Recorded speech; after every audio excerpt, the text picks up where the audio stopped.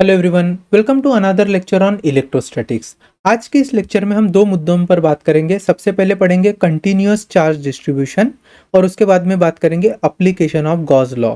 Continuous charge distribution में हम uniform charge distribution को समझने वाले हैं तीन अलग अलग केसेस में, और एप्लीकेशन ऑफ गॉस लॉ जो है वो हमारे 12th स्टैंडर्ड के इलेक्ट्रोस्टैटिक्स का इनिशियल पार्ट है। हमने गॉस लॉ ऑलरेडी पहले पढ़ लिया था। क्या होता है Gauss law? Total flux passing through a closed surface is equal to amount of charge enclosed by that closed surface divided by permittivity of the space। अगर फ्री स्पेस है तो permittivity of free space epsilon not हम लेते थे। ठीक है, चलो शुरुआत करते हैं कंटिन्यूअस चार्ज डिस्ट्रीब्यूशन के साथ। अब ये कंटिन्यूअस चार्ज डिस्ट्रीब्यूशन माने क्या? जैसे मान लो कि मेरे पास ना इस तरीके से कोई एक सरफेस है, ठीक, और इस सरफेस की क्षमता है चार्ज को एक्यूमुलेट करने की। अगर मान लीजिए मैं कहीं से यहाँ पर सम चार्ज डिपॉजिट करने जा रहा हूँ, तो ये जो चार्ज है ये छोटे छोटे एलिमेंट्स के फॉर्म में यहाँ पे डिस्ट्रीब्यूट होना शुरू करेगा। फॉर एग्जांपल अगर मैं इलेक्ट्रॉन्स दे रहा हूँ या प्रोटॉन्स दे रहा हूँ, तो लेट से ऐसे मैंने दो प्रोटॉन्स दे दिए जिन पर पॉजिटिव चार्ज है, तो होता क्या है, लाइक नेचर होने के कारण, मतलब सेम चार्ज होने के कारण, they will have force of repulsion between them and because of that this two charges will get moved away from each other. फिर क्या होगा, मैं अगर और चार्जेस देते जाऊंगा तो सारे चार्जेस जो है वो इस सरफेस पर ऐसे इक्वली डिस्ट्रीब्यूट हो जाएंगे। मतलब उनका जो डिस्ट्रीब्यूशन है वो आपको यूनिफॉर्म देखने को मिलेगा। और कंटिन्यूअसली अगर आप चार्ज देखोगे तो क्राउडेड मैनर में ये चार्जेस जो है वो डिस्ट्रीब्यूट हो जाएंगे, लेकिन एक चार्ज दूसरे चार्ज के ऊपर ऐसे पाइल्ड अप नहीं रहेगा, वो इस पूरे सरफेस पर ऐसा इक्वली स्पेस्ड या इक्वली डिस्ट्रीब्यूटेड रहेगा। इसलिए जो चार्ज का डिस्ट्रीब्यूशन होता है at any given surface is uniform through out. This is uniform through out the surface. न केवल अपर सरफेस, मतलब अगर ये शीट है मान लीजिए कोई, तो अपर सरफेस पर भी चार्ज जाएगा, और यहाँ से वो जो इसका लेयर है, जो बीनीथ वाली लेयर है, नीचे वाली लेयर है, उस पर भी चार्ज जाके यूनिफॉर्मली डिस्ट्रीब्यूट हो जाएगा। तो इन सारे छोटे छोटे चार्जेस को अगर आप ऐड कर लो तो by the property of additivity of the charges the total sum would be equal to Q। तो हम कहेंगे Q amount of charge when it is given to the surface, it is uniformly distributed throughout the surface and continuous charge distribution make them spaced equally and in a crowded manner. आप चाहो तो और charge इस पर add भी कर सकते हो up to a certain limit. Anyway, so uniform charge distribution हमने समझ लिया है। यहाँ पर हमें तीन तरीके के चार्ज डिस्ट्रीब्यूशन देखने हैं। सबसे पहला अगर मैं ले लूँ फॉर एग्जांपल, तो वो होगा लीनियर चार्ज डिस्ट्रीब्यूशन। क्या होगा? Linear charge distribution. अब लीनियर चार्ज डिस्ट्रीब्यूशन माने, जैसे मान लो मेरे पास कोई एक वायर है, यहाँ पर मैं ले रहा हूँ, this is a wire, and if suppose Q amount of charge is given to this wire, we can show the charges which will be equally spaced all over the length of wire। फिर अगर इस wire को मैं एक arc बना दूं, suppose this is arc of wire, ठीक, तो इस वायर की जो आर्क है वो भी, उस पर भी जो चार्ज होगा वो यूनिफॉर्मली ऐसे डिस्ट्रीब्यूट हो जाएगा all over the length. Only thing is the length of arc और this for this complete circle would be 2 pi r if small r is the radius of that arc, ठीक है, which is made from the wire itself. इस तरीके के जो application है जहां पर आप कोई वायर यूज करते हो या कोई सर्कुलर आर्क जो किसी वायर से बना हुआ है, यहाँ पर चार्जेस का जो डिस्ट्रीब्यूशन होता है वो लीनियरली यूनिफॉर्म डिस्ट्रीब्यूशन होता है। अब अगर मान लीजिए चार्जेस लीनियरली डिस्ट्रीब्यूटेड है तो हम एक टर्म यूज करेंगे linear charge density. Linear charge density मतलब कितने लेंथ पर कितना चार्ज डिस्ट्रीब्यूटेड है, इसे रिप्रेजेंट किया जाता है लैम्बडा से, जो होगा total given charge divided by length of the element. ठीक, यहां से आप चाहो तो यूनिट भी पता कर सकते हो लीनियर चार्ज डेंसिटी का, जो होगा कूलम्ब पर मीटर। ठीक, तो क्या मैं यहां पर Q is equal to lambda L लिख सकता हूँ? हाँ, बिल्कुल लिख सकता हूँ। और इस पर्टिकुलर जो रिलेशन है Q is equal to lambda L, इसका आगे हमें बहुत ज़्यादा यूज होगा जब हम गॉसेस के एप्लीकेशन को पढ़ेंगे, गॉस लॉ के एप्लीकेशन को पढ़ेंगे। एनीवे, हम ये भी जानते हैं कि जो फाई होता है, एज पर Gauss law, phi is enclosed charge divided by permittivity of that medium. So अगर मीडियम हमारा फ्री स्पेस है तो I will be writing Q upon epsilon naught. अभी थोड़ी देर पहले हमने देखा है ये हमारा Q क्या है, Q is lambda into L. अगर मैं उसको सब्सटीट्यूट कर लूँ तो I can write phi is equal to lambda into L upon epsilon naught. ठीक, वैसे हमें और एक रिलेशन पता है, क्या होता है, electric field intensity is amount of flux passing through that given space multiplied divided by area. अब जो फ्लक्स है, फ्लक्स के लिए हमने क्या रिलेशन लेकर आया है, lambda L upon epsilon not, इसको यहाँ पे यूज कर लेंगे। सो ये हो जाएगा the net electric field intensity would be lambda L upon epsilon naught into A. This relation is very very helpful जब आगे हम एप्लीकेशंस देखेंगे। चलो ये हो गया भैया लीनियर चार्ज डिस्ट्रीब्यूशन। दूसरा होता है सरफेस चार्ज डिस्ट्रीब्यूशन, मतलब चार्जेस को आप कंटिन्यूसली किसी सरफेस पर अगर डिपॉजिट कर लोगे तो उस सरफेस पर charges will get uniformly distributed. So surface charge distribution. अब सरफेस चार्ज डिस्ट्रीब्यूशन में आप किस तरीके के सरफेस देख पाते हो। जैसे मान लो ये मेरे पास कोई एक स्पेरिकल शेल है, ठीक है, कोई हॉलो स्फीयर है, और वो अगर कंडक्टिंग मटेरियल से बना है, ध्यान से समझना कौन से मटेरियल से, कंडक्टिंग मटेरियल से, तो आप देखोगे सारे जो चार्जेस होते हैं वो उस मटेरियल के सरफेस पर आकर रुक जाएंगे, तो या फिर आप कह सकते हो सरफेस पर आकर यूनिफॉर्मली डिस्ट्रीब्यूट हो जाएंगे। तो हम कह सकते हैं कंडक्टिंग मटेरियल से बना हुआ हॉलो स्फीयर रहने दो, या फिर solid sphere also, solid sphere में भी अगर वो कंडक्टिंग मटेरियल से बना है तो चार्जेस कहाँ पे डिपॉजिट हो जाएंगे, सरफेस पर डिपॉजिट हो जाएंगे। अगर मैं आपसे कहूँ कि यहाँ इस केस में रेडियस जो है स्फीयर की वो अगर कैपिटल आर है, तो आप लिख सकते हो सरफेस का जो एरिया होगा, सरफेस एरिया, वो हो जाएगा 4 पाई कैपिटल आर का स्क्वायर, और इतने एरिया पे चार्ज जो है वो ऐसे यूनिफॉर्मली डिस्ट्रीब्यूट हो जाएगा थ्रू आउट द सरफेस। वैसे ही अगर मैंने कोई सिलेंडर ले लिया, ठीक है, कंडक्टिंग मटेरियल से बना हुआ अगर मैं सिलेंडर लेता हूं, तो इस सिलेंडर के भी सरफेस पर ऐसे ऑल ओवर द सरफेस आपको चार्जेस का यूनिफॉर्म डिस्ट्रीब्यूशन देखने को मिलेगा। ठीक, इतना आ रहा है समझ में। तो कई तरीके के सरफेस हो सकते हैं, जैसे आपने कोई एक शीट ले ली है ना, तो शीट पर भी क्या होगा, चार्ज जो है वो ऐसे यूनिफॉर्मली डिस्ट्रीब्यूट हो जाएंगे। और बिलीव मी, इसका बहुत ज़्यादा काम है while studying application of Gauss law, इसलिए मैंने आपको ये एग्जांपल दिए हैं। चलिए अब इसमें जो टर्म यूज होगी वो होगी सरफेस चार्ज डेंसिटी की। क्या होगी भैया, सरफेस चार्ज डेंसिटी। अब सरफेस चार्ज डेंसिटी को हम सिग्मा से रिप्रेजेंट करते हैं, जो होगा given charge divided by surface area. तो I can write Q is equal to sigma into A, Q is equal to sigma into ए।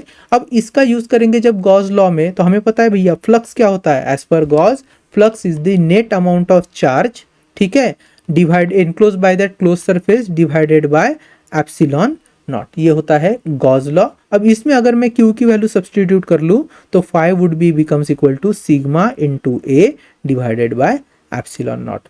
हमें ये भी पता है कि electric field intensity is what, 5 by A, so I can write E is equal to sigma A divided by epsilon naught into A. यहाँ पर है ना, ये जो एरिया है सरफेस एरिया, फिलहाल मैं इसको कैंसिल नहीं कर रहा हूँ, आगे समझ में आएगा क्यों नहीं कैंसिल करना है, क्योंकि अलग अलग यूज केसेस होते हैं। एनीवे, सो ये जो सारे रिलेशंस है वो हमारे यूज में आने वाले हैं। अगर मैं आपसे पूछूं सरफेस चार्ज डेंसिटी का यूनिट क्या है, तो क्या होगा unit, it is charge upon area, so coulomb per metre square, this would be the unit of surface charge density की। ठीक है, ऐसा यूनिट। थर्ड तरीके का जो चार्ज डिस्ट्रीब्यूशन होता है वो होता है वॉल्यूमेट्रिक चार्ज डिस्ट्रीब्यूशन। तो third is volume charge distribution या वॉल्यूमेट्रिक चार्ज डिस्ट्रीब्यूशन। आपको एक चीज याद रखनी है, जितने भी हम चार्ज डिस्ट्रीब्यूशन पढ़ रहे हैं they all are uniform in nature. ठीक, अब वॉल्यूम चार्ज डिस्ट्रीब्यूशन आपको कब देखने को मिलेगा, ये तभी पॉसिबल होगा जब आपका जो मटेरियल है जिस पर आप चार्ज डिपॉजिट करने वाले हो वो किससे मिलकर बना है, किसी डाई इलेक्ट्रिक मीडियम से मिलकर बना है। डाई इलेक्ट्रिक मतलब इंसुलेटर्स होते हैं। तो सपोज मैं एक स्पीयर ले रहा हूं, ठीक है, ये पूरी तरीके से सॉलिड स्पीयर है and this solid sphere is made up of dielectric material. Dielectric material मतलब इंसुलेटर मटेरियल।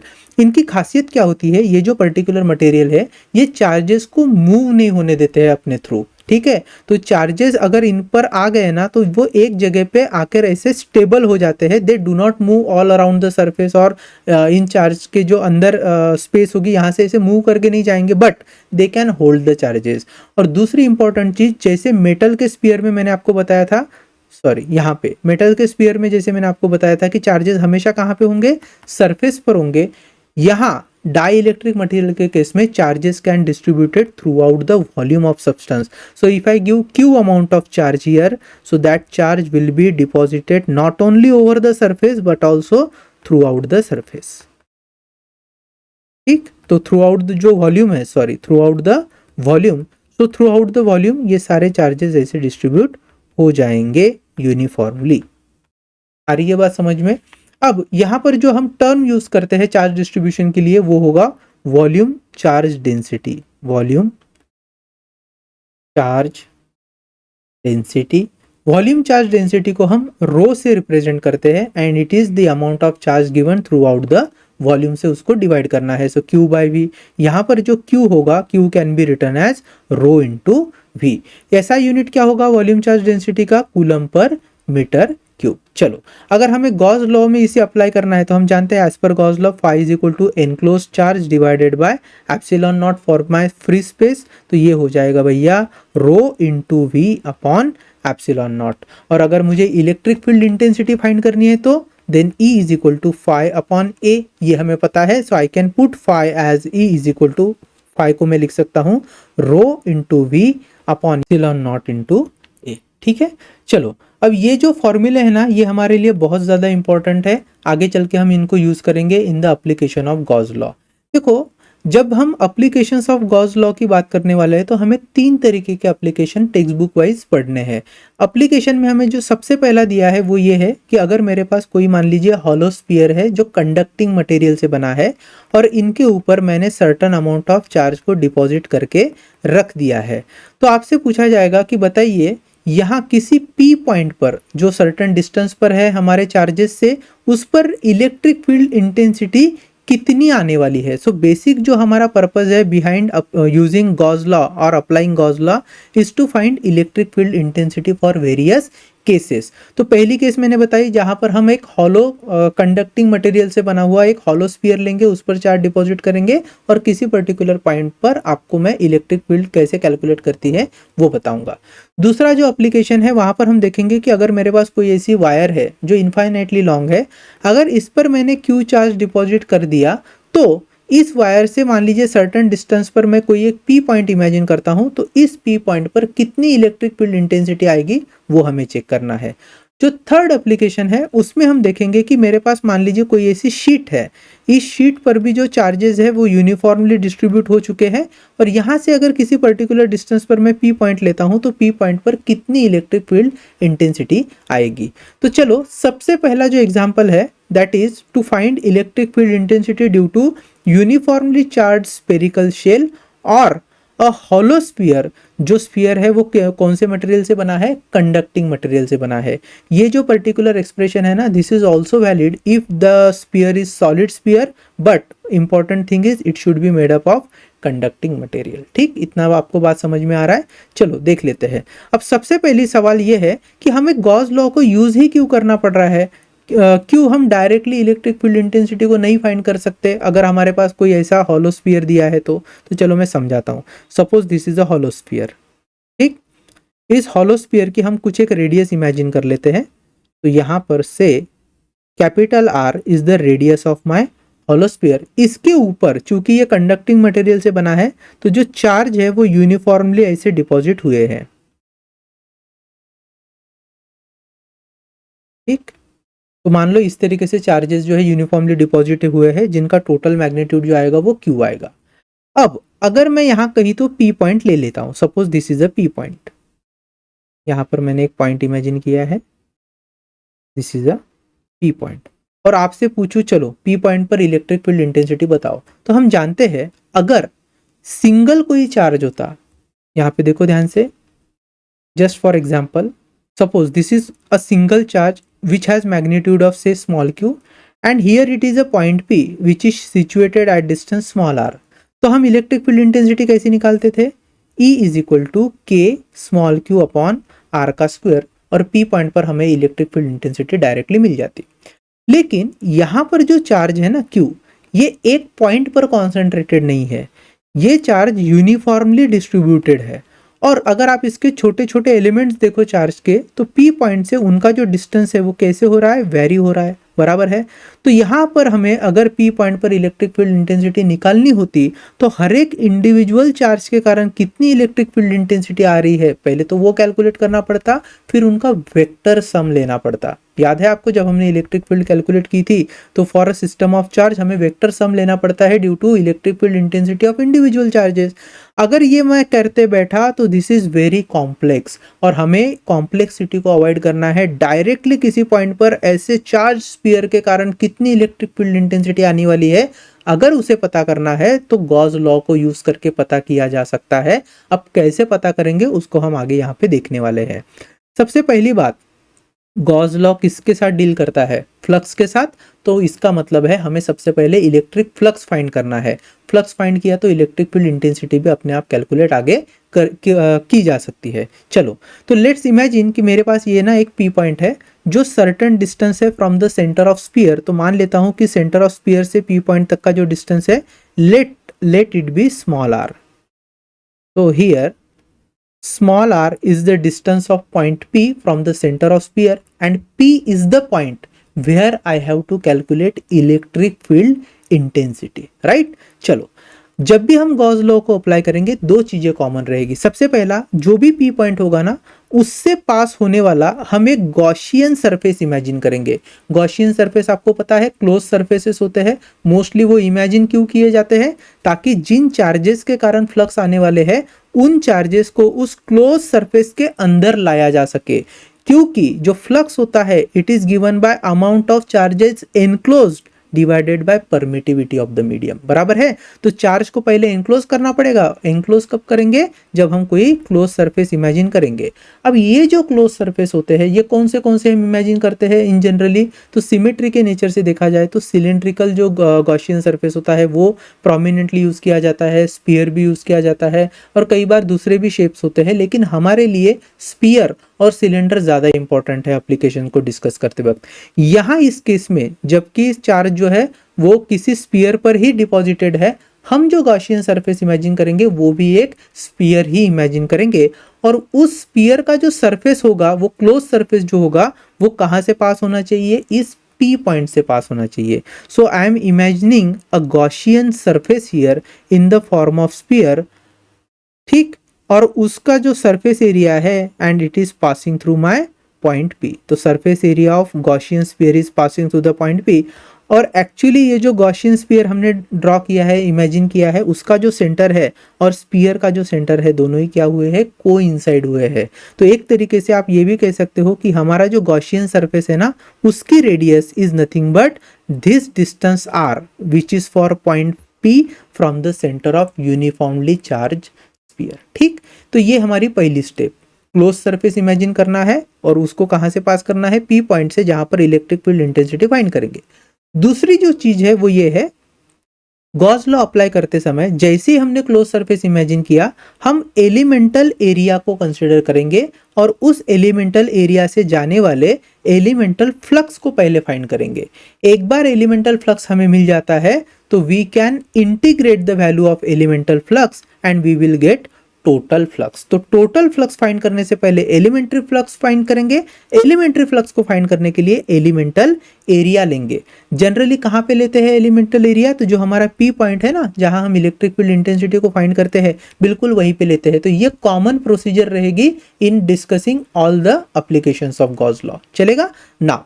अब मैं क्या कर लेता हूं, ये जो मैंने लिखा है यहाँ पे या फिर आपको जो एक्सप्लेन किया है उसको मैं शॉर्ट में लिख लेता हूं। So I am saying consider an uniformly charged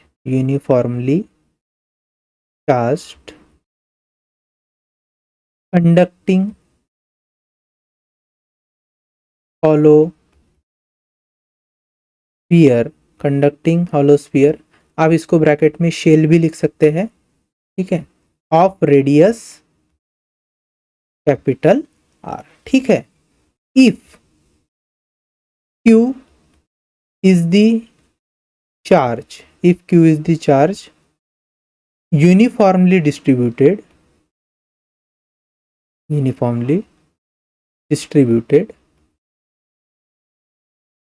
then then जो सरफेस चार्ज डेंसिटी होगी it is given by sigma. Sigma is surface charge density. ठीक, अब एक बात आपको याद रखनी है, सिग्मा की वैल्यू होगी Q अपॉन एरिया, क्योंकि सरफेस चार्ज डेंसिटी है. एक बात बताना, स्पीयर का सरफेस एरिया क्या होता है? 4 पाई आर का square. So I can write here Q upon 4 pi capital R का square. This is sigma. So basically Q is nothing but sigma into 4 pi capital R का square. This is the equation 1. ठीक, इतना हमें आपको यहाँ पे लिखना पड़ेगा. नेक्स्ट, अब हम क्या करेंगे, P पॉइंट को इमेजिन करेंगे from centre at distance r where I have to find electric field intensity. तो आगे मैं लिख रहा हूं, let P be the point situated at distance small r from centre of charged hollow sphere. चार्ज्ड hollow sphere where, जहां पे electric field intensity has to be calculated. Where electric field intensity is to be calculated. चलेगा? अब देखो next step हमारी क्या है, we have to imagine a Gaussian surface. तो I am writing now, imagine a Gaussian sphere. जो surface है वो क्या है अभी हमारे यहाँ पे, sphere. Having radius small r and center coinciding with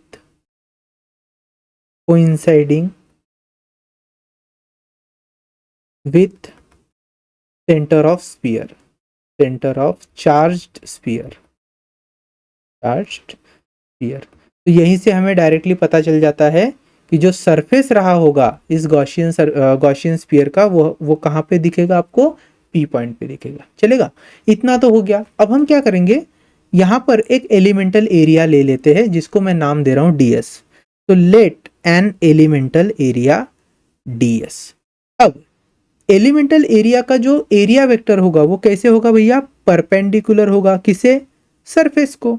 तो यहां पर मैं निकाल रहा हूं area vector ds which is actually perpendicular to this elemental area. बराबर है, ये एलिमेंटल एरिया जैसे इस साइड है वैसे ही उस स्फीयर के उस साइड भी होगा. ठीक, अब देखो ध्यान से, ये जो चार्जेस डिपॉजिटेड है कहां पर, स्फीयर पर, उनके कारण अगर मान लीजिए पॉजिटिव चार्जेस है तो पॉजिटिव चार्जेस के कारण जो इलेक्ट्रिक फील्ड इंटेंसिटी होती है उनकी डायरेक्शन भी आप कैसे दिखा सकते हो, रेडियली आउटवर्ड डायरेक्शन में दिखा सकते हो. तो ये जो रेडियली आउटवर्ड डायरेक्शन है वो ऑब्वियसली इस सरफेस एरिया को परपेंडिकुलर होगी.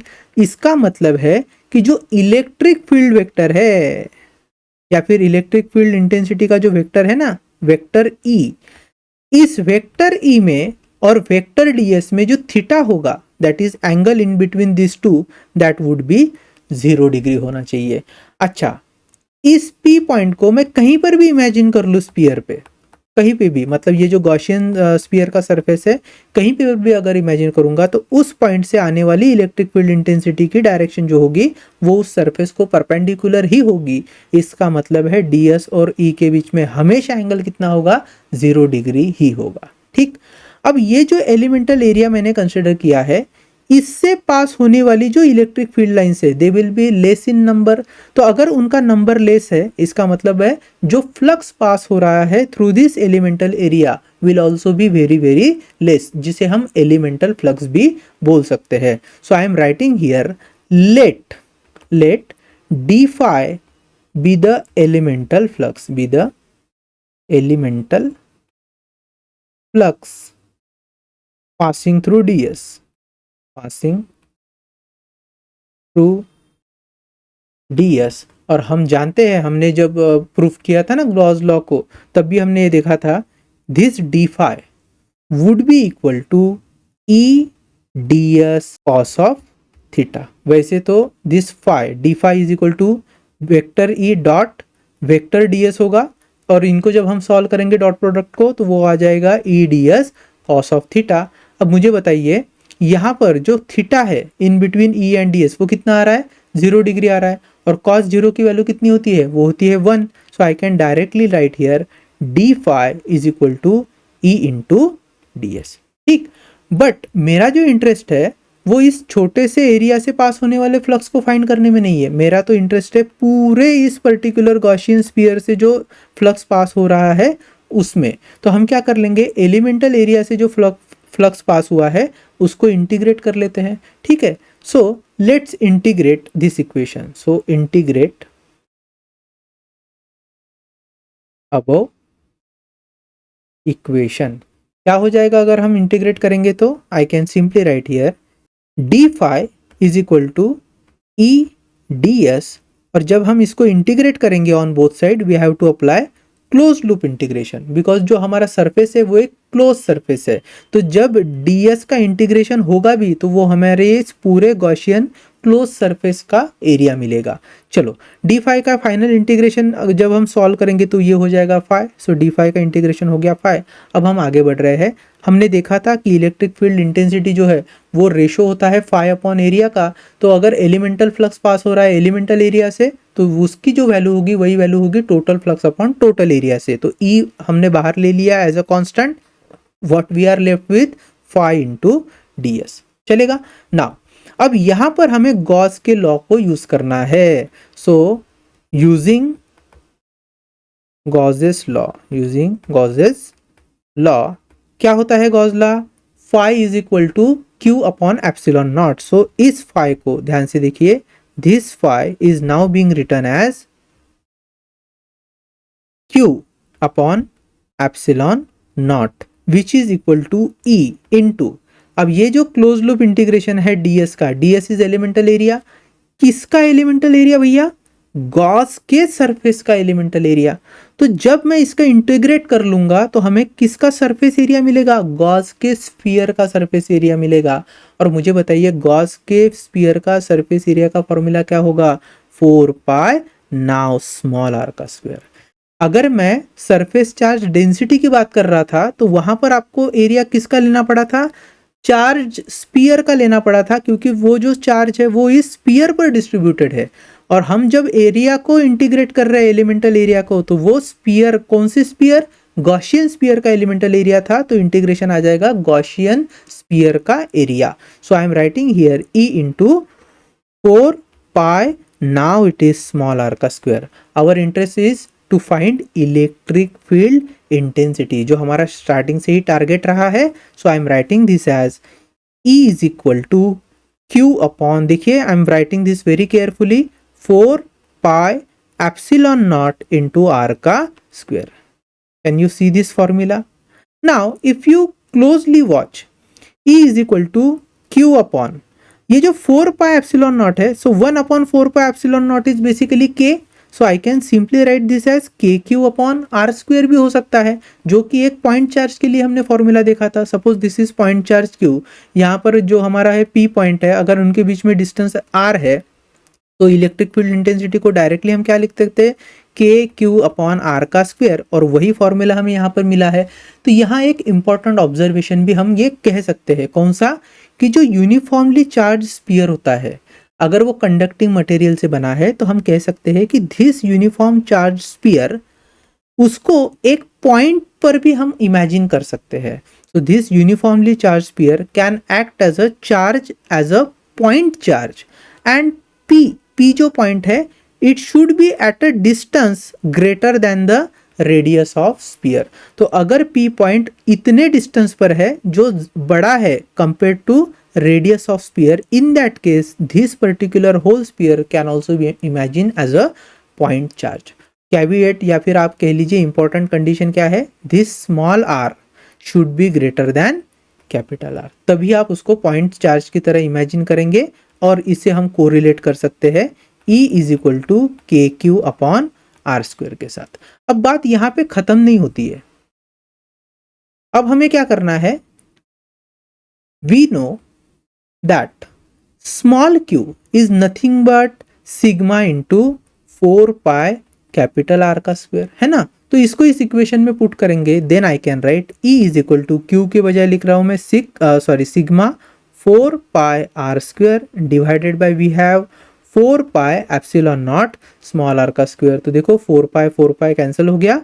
Now E becomes equal to sigma capital R का square divided by epsilon naught into small are का स्क्वायर। तो यहाँ जो पी पॉइंट है वो स्मॉल आर डिस्टेंस पे था, और इसीलिए मैं एक और चीज बोल सकता हूँ that electric field intensity is inversely proportional to small are का स्क्वायर। ठीक है, ये रिलेशन हमें ग्राफ बनाने में हेल्प करने वाला है, तो यहाँ पर मैं इसको हाईलाइट करके रख रहा हूँ। Now we have first found the electric field intensity at a point which is situated far beyond the radius of sphere.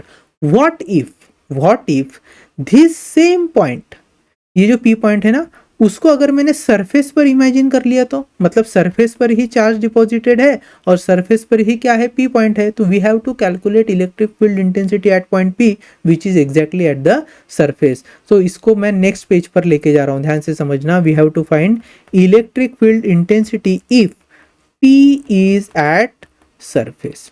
अब हम जानते हैं भैया, अगर P सरफेस पे है तो small r is nothing but equal to capital R, और अगर ये कैपिटल R जितना हुआ तो हमारा फॉर्मूला हो जाएगा E इज इक्वल टू, देखो सिग्मा, ये फॉर्मूला देखो, sigma capital R square divided by sigma capital R square divided by epsilon naught into again capital R square. तो भैया कैपिटल R स्क्वायर कैंसिल हुआ, तो net electric field intensity at the surface of sphere would be sigma upon epsilon naught. This is going to be again a very important relation while solving numericals for CET. हम एक और case imagine कर लेते हैं। Suppose जो मेरा P point है उसको मैं स्फीयर के अंदर लेकर आ रहा हूं, यहां पर लेकर आ रहा हूं। सपोज ये जो P पॉइंट है इसको मैं अगर इस सरफेस के अंदर लेकर आ रहा हूँ यहाँ पर कहीं, और मान लीजिए यहाँ पर इलेक्ट्रिक फील्ड इंटेंसिटी फाइंड करनी है, तो सबसे पहले फ्लक्स फाइंड करेंगे। फ्लक्स के लिए हमें क्लोज लूप क्लोज्ड एरिया लगेगा, और वही हमारा होगा गॉसियन सरफेस। तो अगर ये गॉसियन सरफेस P पॉइंट से पास होने वाला मैं अंदर ड्रॉ कर भी लेता हूँ, तो भी इसके अंदर कोई चार्जेस है क्या? नहीं है। तो if there is no charge inside the sphere, then P point को अगर आप स्फीयर के अंदर इमेजिन कर भी लेते हो, there will not be any electric field intensity acting at point P. So third case, electric field intensity if P is inside the sphere. ठीक है, हॉलो स्फीयर की बात हो रही है। So here small r is again less than capital R, and if that is the case E will be equal to 0 because क्यों 0? Because no charge inside, no charge. ठीक है, तो भैया Q ही 0 है, therefore E is also equal to 0। ये बहुत ज़्यादा इंपॉर्टेंट रिलेशंस है, हमें यूज़ करने हैं व्हाइल सॉल्विंग वेरियस क्वेश्चन। तो ये हुआ हमारा सबसे पहला एप्लीकेशन। अब दूसरा और तीसरे जो एप्लीकेशन है वो बहुत इजी है, बहुत सिंपल भी है। चलिए स्टार्ट करते हैं सेकंड एप्लीकेशन के साथ। सेकंड एप्लीकेशन क्या दिया है? Electric field intensity due to an infinitely long charge straight wire. तो हम यहाँ पर एक चार्ज जैसा स्ट्रेट वायर इमेजिन कर लेते हैं विच इज इनफाइनाइटली लॉन्ग। इस पर मैं एक certain amount of charge deposit कर रहा हूँ, and this will be deposited on both the side of wire. क्योंकि देखो कोई भी जो वायर होता है, वायर है क्या बेसिकली? एक सिलेंड्रिकल एलिमेंट ही तो है जिसकी लेंथ बहुत ज़्यादा होती है कंपेयर टू रेडियस। तो यहाँ पर हमने उस वायर को रिप्रेजेंट करने के लिए सिर्फ एक लाइन ड्रॉ की है। आपको बस इतना याद रखना है कि अगर मैंने उसको छोटा सा ऐसे छोटा डायमीटर वाला सिलेंडर भी इमेजिन किया होता, तो चार्ज जो है वो कहाँ होते हैं? सरफेस के ऊपर डिस्ट्रीब्यूटेड होते हैं। इसका मतलब वायर के दोनों ही हिस्सों में मुझे चार्ज का डिस्ट्रीब्यूशन देखने को मिलेगा, both upper side as well as lower side. तो एक्चुअली वो तो है दोनों ही साइड, मतलब ऑल ओवर द सरफेस है, लेकिन हमारे लिए 2D डायग्राम में दिखाने के लिए मैं उसको अबव एंड बिलो ड्रॉ करके दिखा रहा हूँ। आई होप इतनी बात जो है वो आपको समझ में आ गई होगी। Now our task is, if suppose somewhere there is a point P, मान लो यहाँ पे एक P पॉइंट है which is say situated at distance small r from the wire. तो वायर से स्मॉल आर परपेंडिकुलर डिस्टेंस पर P पॉइंट है, and our task is to find electric field intensity at this P point because of uniformly distributed charge over the wire. Now problem is, यहाँ जितने भी charges deposit है ना, ये सारे इनकी जो इलेक्ट्रिक फील्ड इंटेंसिटी की डायरेक्शन होगी वो कैसे होगी, परपेंडिकुलर टू द सरफेस। तो ये जो वायर का सरफेस है, इस वायर के सरफेस को इलेक्ट्रिक फील्ड इंटेंसिटी की जो फील्ड लाइंस होती है वो हम परपेंडिकुलर ड्रॉ करते हैं। पी पॉइंट के नीचे यहाँ पर जो चार्ज होगा उससे निकली हुई इलेक्ट्रिक फील्ड लाइन जो है वो स्ट्रेट पास करेगी पी पॉइंट से। लेकिन ये जो दूसरे चार्जेस है, इन चार्जेस की इलेक्ट्रिक फील्ड लाइंस पी को कैसे अफेक्ट करेगी, ये अगर हमें देखना है तो आपको एग्जांपल के तौर पर मैं बता रहा हूँ। Suppose this is a charge, इसकी इलेक्ट्रिक फील्ड इंटेंसिटी परपेंडिकुलर चली गई किसे, इस सरफेस को जिसके ऊपर मैंने चार्ज डिपॉजिट किया। अब इलेक्ट्रिक फील्ड लाइंस जो है या फिर इलेक्ट्रिक फील्ड इंटेंसिटी है, ये क्या है, वेक्टर क्वांटिटी है। तो इस ई को मैं क्या कर सकता हूँ, ऐसे रिजॉल्व कर सकता हूँ अलॉन्ग पी। तो ये हो गया ई, मान लीजिए कोई कॉस थीटा या साइन थीटा जो लेना है मैं ले सकता हूँ। अब होगा क्या, पी पॉइंट पर बहुत सारे चार्जेस के ऐसे अपने अपने इंडिविजुअल कंपोनेंट्स जो है वो इलेक्ट्रिक फील्ड इंटेंसिटी को एक्सर्ट कर रहे हैं।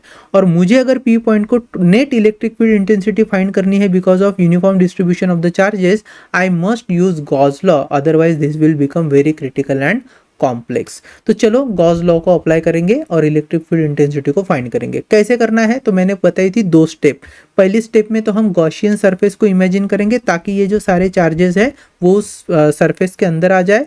और दूसरी चीज हम लेंगे एलिमेंटल एरिया, किस पॉइंट पर, पी पॉइंट पर, ताकि हम एलिमेंटल फ्लक्स को फाइंड कर पाए। एक बार हमने एलिमेंटल फ्लक्स को फाइंड किया कि हम टोटल फ्लक्स फाइंड करेंगे, और टोटल फ्लक्स को फाइंड करने के बाद हम इलेक्ट्रिक फील्ड इंटेंसिटी को भी फाइंड करेंगे। ठीक है, तो stepwise Gaussian surface, then elemental flux के लिए एलिमेंटल एरिया चलेगा। अब इस वायर के लिए या फिर जब चार्ज जैसे वायर पर डिपॉजिटेड है, ये जो पर्टिकुलर वायर है ये इनफाइनाइटली लॉन्ग वायर है। तो इस वायर के लिए हमें जब गॉसियन सरफेस को इमेजिन करना है तो कौन सा करेंगे, हम करेंगे सिलेंड्रिकल गॉसियन सरफेस। कैसा, सिलेंड्रिकल गॉसियन सरफेस। तो एक काम कर लेता हूं मैं, एल लेंथ वाला एक सिलेंड्रिकल गॉसियन सरफेस यहां पर ड्रॉ कर लेता हूं, जिसका सरफेस जो है वो पास होगा कहां से बेटा, वो पास होगा पॉइंट पी से। तो हमने इस तरीके से एक सिलेंडर इमेजिन किया है। आई होप इस डायग्राम को आप समझ पा रहे हैं। और ये जो वायर है, this wire is infinitely long, wire is infinitely long. और जो चार्ज का डिस्ट्रीब्यूशन है ना, वो सिर्फ यहीं तक नहीं रुका है, आगे भी गया है ऐसा। लेकिन हमारे लिए जितना हमने गॉसियन सरफेस इमेजिन किया है उतनी लेंथ उतने ही चार्जेस इंपॉर्टेंट है। तो let L be the length of Gaussian cylinder, और इस गॉसियन सिलेंडर का जो सेंट्रल एक्सिस है it will be coinciding with axis of the wire, and the radius of that particular Gaussian cylinder will be equal to this distance small r. So automatically surface of Gaussian cylinder would definitely pass through my point P. ठीक, दूसरी चीज, यहाँ ये जो Gaussian surface है या जो Gaussian का मैंने शेप निकाला है गॉसियन सरफेस का, आप देखोगे ये सिलेंडर में तीन तरीके के सेक्शन में वो बटा हुआ है। एक तो फ्लैट एरिया वाला दो सेक्शन, और जो कर्व्ड सरफेस है वो है तीसरा एरिया। ठीक है, तो इन तीनों एरिया से मिलकर ही यहाँ जो टोटल फ्लक्स होगा वो पास होगा। जब गॉस कहते हैं, वो क्या कहते हैं कि flux passing through the close surface is equal to Q upon epsilon naught, and here the flux is actually passing through this three areas. दो एरिया जो है वो क्रॉस सेक्शनल फ्लैट एरिया है, और जो एक एरिया बचता है वो हमारा कर्व्ड सरफेस है। ठीक है, इसका रेफरेंस है आगे, तो इसलिए मैंने आपको यहाँ पे बता दिया है। अब नेक्स्ट स्टेप क्या होगी हमारी गॉस सरफेस को इमेजिन करने के बाद, एलिमेंटल एरिया कंसिडर करने की। यहाँ पर पी पॉइंट पर हम एलिमेंटल एरिया कंसिडर करेंगे, साथ ही हम एलिमेंटल एरिया कंसिडर करेंगे on both of this flat surfaces as well, ताकि टोटल फ्लक्स को जब हम कैलकुलेट करेंगे तो इन तीनों एरियाज को कंसिडर किया जा सके। तो यहाँ पर मैं एरिया 1, एरिया 2 और एरिया 3 ऐसे उनको नाम दे देता हूँ। से area 1, this is my area 2, and let से जो कर्व्ड सरफेस है वो है मेरा कर्व्ड एरिया 3। चलो लिख लेते हैं पहले इतना, तो फास्ट में लिख रहा हूं, consider an infinitely long wire uniformly charged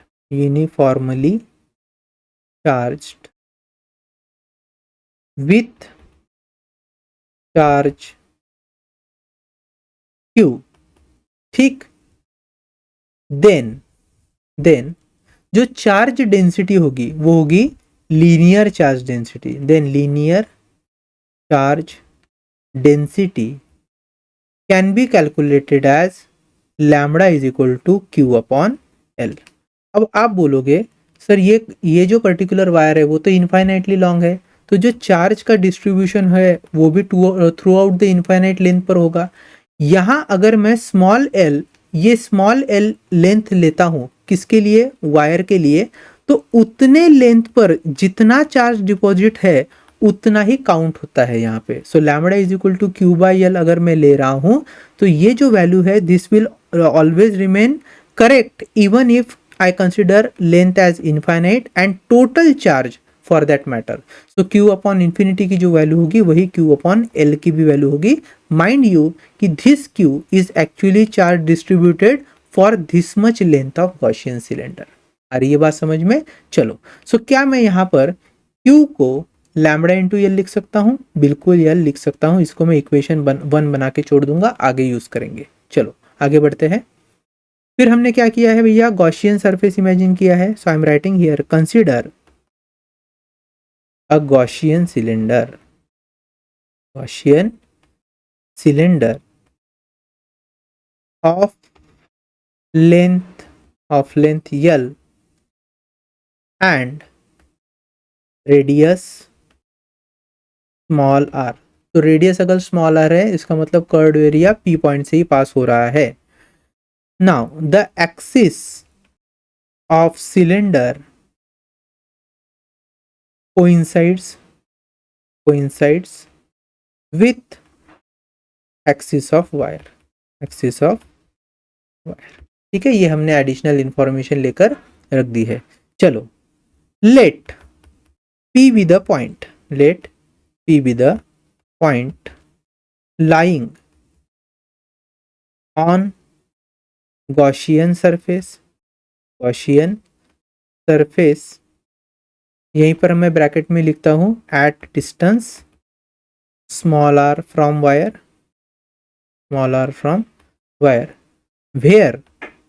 where the electric field intensity is to be calculated। electrical field intensity is to be calculated। चलेगा? आपको एग्जाम में इतना सब नहीं लिखते बैठना है, मैं बस सीक्वेंस को बनाने के लिए लिख रहा हूँ। अब नेक्स्ट स्टेप क्या है हमारा, एलिमेंटल एरिया लेना है। सो यहाँ पर मैं ले रहा हूँ elemental area, this is elemental area ds। वैसे ही और दो एलिमेंटल एरियाज को हम कंसिडर करेंगे। तो एक मैं ले रहा हूँ सेक्शन 1 पे और दूसरा एलिमेंटल एरिया में ले रहा हूँ भैया सेक्शन 2 पे, ठीक है। तो तीनों सेक्शन पे हमने एलिमेंटल एरिया ले लिए हैं। चलो एलिमेंटल एरिया के जो एरिया वेक्टर होते हैं उनके डायरेक्शन को फाइंड करेंगे। तो कर्व्ड सरफेस का जो एलिमेंटल एरिया है उसकी जो डायरेक्शन होगी that would be perpendicular to the direction of surface, perpendicular to the surface. So इसकी डायरेक्शन है ds। फिर ये दोनों जो एलिमेंटल एरिया है एट सेक्शन 1 एंड सेक्शन 2, इनके अगर डायरेक्शन की बात करें तो रेडियली आउटवर्ड डायरेक्शन में हम एरिया वेक्टर निकाल कर दिखा रहे हैं। इसको पहले मैं मिटा देता हूँ ताकि कंफ्यूजन ही नहीं रहे, ठीक। So this is elemental area ds। और यहाँ पे देखिए सेकंड सेक्शन में यहाँ पर भी हम एलिमेंटल एरिया को ऐसे कैलकुलेट करके दिखा रहे हैं ds। अब दूसरी इंपॉर्टेंट चीज, हम जानते हैं जो इलेक्ट्रिक फील्ड लाइंस होती है वो हमेशा परपेंडिकुलर होती है। जहां पर चार्ज उस किसी भी सरफेस पर अगर है तो सरफेस को परपेंडिकुलर हम इलेक्ट्रिक फील्ड लाइंस को दिखाएंगे। यहां पर मैं क्या कर रहा हूं, इलेक्ट्रिक फील्ड लाइंस को ड्रॉ करके दिखा रहा हूं। Let's say this is one electric field line, this is से अनदर इलेक्ट्रिक फील्ड लाइंस। वैसे तो बहुत सारी इलेक्ट्रिक फील्ड लाइंस है लेकिन रिप्रेजेंटेशन के लिए हम कुछ इलेक्ट्रिक फील्ड लाइंस को ऐसे अलग अलग सेक्शन से ड्रॉ करके दिखा रहे हैं, ठीक। बाकी इस तरीके की बहुत सारी इलेक्ट्रिक फील्ड लाइंस को हम रिप्रेजेंट कर ही सकते हैं, चलेगा। These are all electric field lines. अब ध्यान से समझिए, कर्व्ड सेक्शन या कर्व्ड एरिया से जो एलिमेंटल एरिया हमने ds लिया है उसका एरिया वेक्टर ds और इलेक्ट्रिक फील्ड लाइन की जो डायरेक्शन है वो एक ही है। इसका मतलब है theta between E and d s, यहाँ कितना हुआ वो 0, so here theta is equal to 0 degree. लेकिन अगर आप सेक्शन 2 पर देखोगे तो सेक्शन 2 में डी एस और इलेक्ट्रिक फील्ड इंटेंसिटी की जो लाइन है इनके बीच का जो एंगल है वो कितना है भैया 90 degree, so here theta is equal to 90 degree. And here also पहले सेक्शन में और इलेक्ट्रिक फील्ड इंटेंसिटी में भी थीटा कितना दिया है, दिस इज ऑल्सो 90 डिग्री।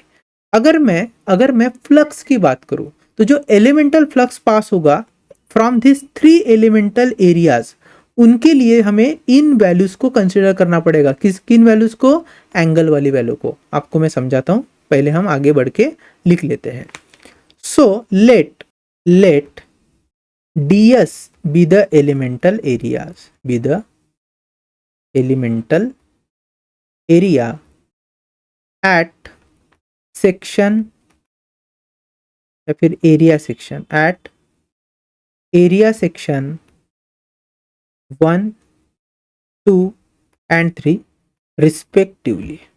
अब देखो यहां पर जो 3 सेक्शन है एरिया के, टोटल एरिया के 3 सेक्शन हो गए गॉसियन सिलेंडर के, उसमें से जो पहला सेक्शन है वहां पर एलिमेंटल एरिया ds लिया है। इससे जो पास होने वाला फ्लक्स होगा वो होगा d फाई। अगर मान लीजिए मैंने इस पर्टिकुलर फर्स्ट एरिया को इंटीग्रेट करके अगर टोटल एरिया कंसिडर किया पहले सेक्शन का, तो d फाई का इंटीग्रेशन होकर जो हमें फाई मिलेगा वो वैलिड रहेगा फ्लक्स पासिंग थ्रू सेक्शन 1 वाले एरिया से। वैसे ही जो सेकंड सेक्शन में हमने एलिमेंटल एरिया ds कंसिडर किया है, वहां से जो पास होने वाला फ्लक्स है वो भी है d फाई, और इस d फाई का अगर मैं इंटीग्रेशन करके फाई निकालता हूं तो that is the electric flux passing through second section of the Gaussian cylinder. फिर मुझे प्लस करना है इस ds एलिमेंटल एरिया से पास होने वाला जो फ्लक्स है d फाई, उसको इंटीग्रेट जब मैं करूंगा तो मुझे मिलेगा phi which is actually flux passing through this curved surface area. जब मैं इन तीनों फ्लक्स को ऐड कर लूंगा तो मुझे मिलेगा total flux passing through this Gaussian cylinder. Now when I have written let ds be the elemental area at section 1, 2 and 3, we have to find elemental flux passing through these 3 section, then we will integrate them, will get total flux for 3 area, और finally उसका जब मैं summation करूंगा तो मुझे मिलेगा total flux through the complete cylinder. तो I am writing here if d phi is elemental flux, d phi is elemental flux passing through ds, then I can write here that total flux passing would be equal to flux passing through first area or first section, then second section and third section, which can also be written as closed loop integration for first surface, which is given by E ds cos of theta. Again theta is angle between electric field intensity and the area vector, elemental area vector ds यहाँ पे, plus flux passing through second area, that is again closed loop integration of E ds cos of theta, plus third surface का closed loop integration again E ds cos of theta here। बराबर है। अब ध्यान से देखो, I am writing phi is equal to first surface E ds cos of, देखो theta क्या है, if you can see और first surface theta is angle between ds and e which is 90 degree, वो भी सेकंड सरफेस के लिए भी वैसा ही है। So I am writing this as cos of 90 plus close loop integration for second surface would be e ds again cos of 90, और third हमें बचा है close loop integration for third surface e ds and this is cos of 0। Now we can see cos 90 की value 0 होती है, तो 0 multiplied by anything is 0, तो ये पूरा सेक्शन हट गया। हमारे पास बचता है भैया phi is equal to closed loop integration for third surface which is e into ds into cos of 0 की वैल्यू हो गई 1, तो उसको मैं यहाँ पे छोड़ रहा हूँ। ठीक है, इतनी सारी चीजें हमने देख ली है। अब हम जानते हैं एज पर गॉस या फिर गॉस लॉ, जो phi होता है वो क्या होता है, charge enclosed upon epsilon. So I am writing this as given charge q divided by epsilon naught which is the permittivity of free space here is equal to E integration of ds क्या होगा, ds का integration होगा वो आ जाएगा area of curved surface. तो this is area of curved surface. Third surface जो था हमारा कर्व्ड सरफेस था। अब देखो ये जो कर्व्ड सरफेस है this is for this particular cylinder. तो इसको हम कैसे फाइंड कर सकते हैं, इस कर्व्ड सरफेस को हम कैसे फाइंड करेंगे।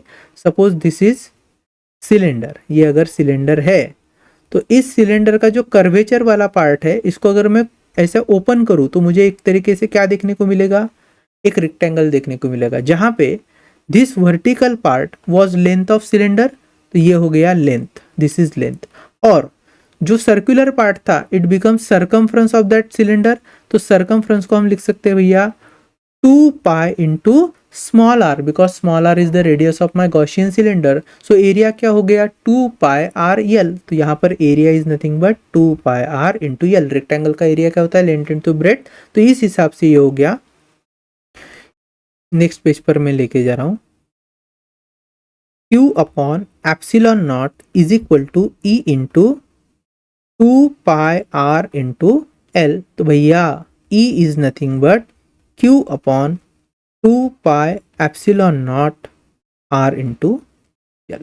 ठीक, चलो अब ये पर्टिकुलर रिलेशन है हमारे पास किसके लिए, for the electric field intensity at a certain point from a uniformly charged wire. अगर मैं लीनियर चार्ज डेंसिटी को यूज करूँ तो हमें पता है Q is nothing but lambda into L.